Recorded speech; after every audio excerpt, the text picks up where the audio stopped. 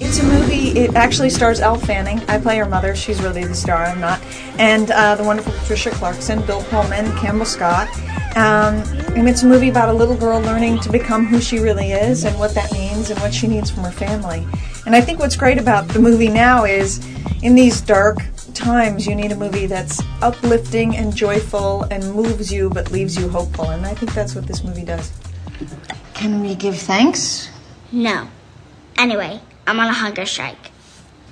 The chicken's not cage-free. So you know what they do to factory chickens? They hang them upside down and electrocute them, but only a little. So they can usually still feel it when they get their throats cut.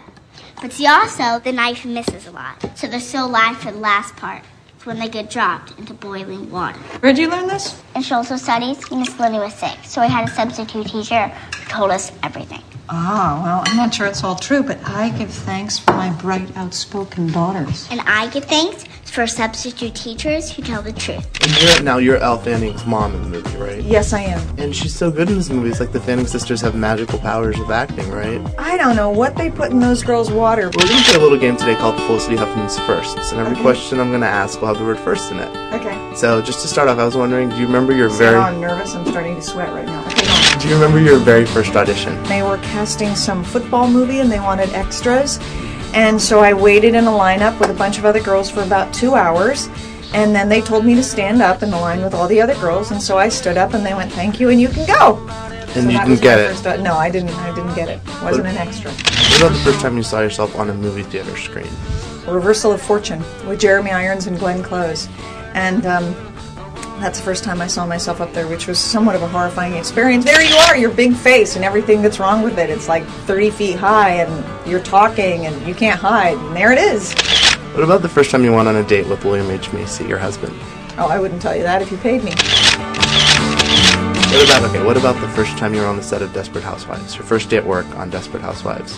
The first day of work was really the table read, where you go and you read the script for the first time, and there was a lot of people there, and it's all sort of a blur, but I do remember we took a break, and I got a phone call in the middle of that reading saying that I'd gotten Transamerica. So that was a good day. What about your first time at the Oscars? Was it when you were nominated, or? You mean my first and only time at the Oscars? Your first and only time at the Oscars. What about the first time you got into a big fight with a director?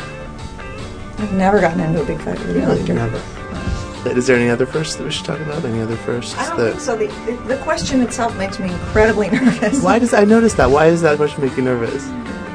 Because it's so intimate the first time. I mean, all you can think about is the first time you had sex. I mean, that's really what comes to mind. Your first, like that. I wasn't going to ask that. I wasn't going to answer it. Well, that's good. That's good to know. Thank you so much for. Thank you so much.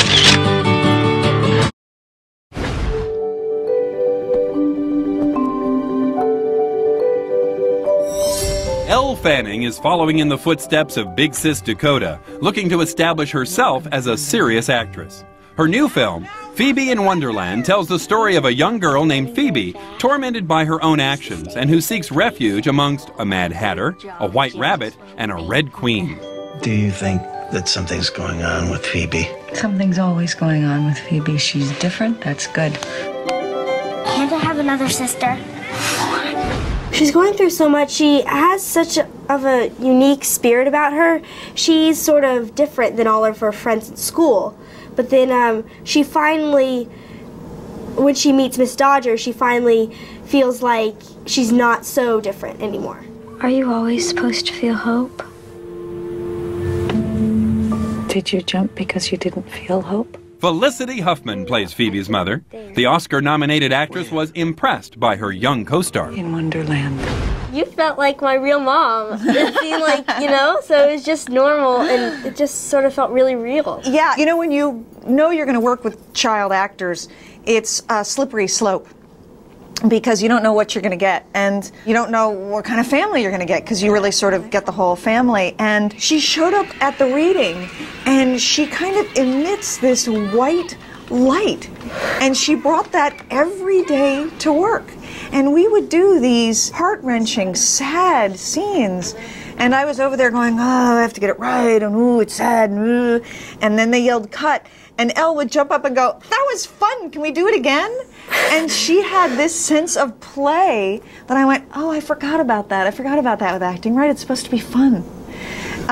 So she's a joy. I want to tell you something. At a certain point in your life, probably when too much of it has gone by, you will open your eyes and see yourself for who you are, especially for everything that made you so different from all the awful normals. And you will say to yourself, but I am this person. And in that statement, there will be a kind of love.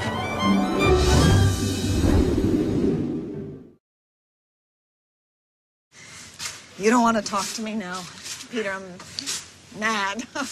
Really mad. I understand. Yeah. I'm mad that you said that. I'm mad that you hurt her. God, I'm mad that I want her to be different, and I'm mad that she is different.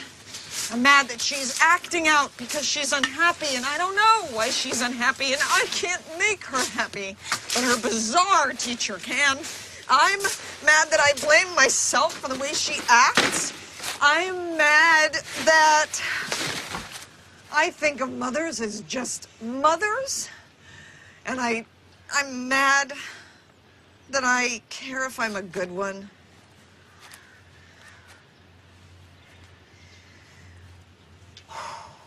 I'm mad that when you said that to her, I know you were right. I couldn't take another one of her.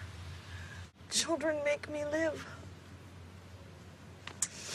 They make me live.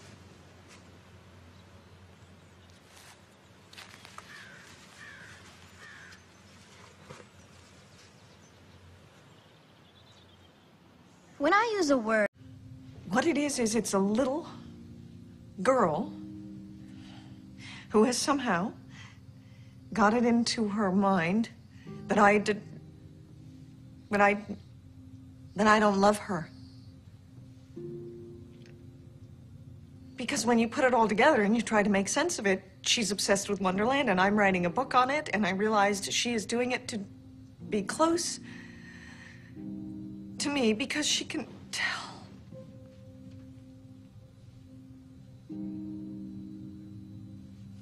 She can tell that I'm distracted.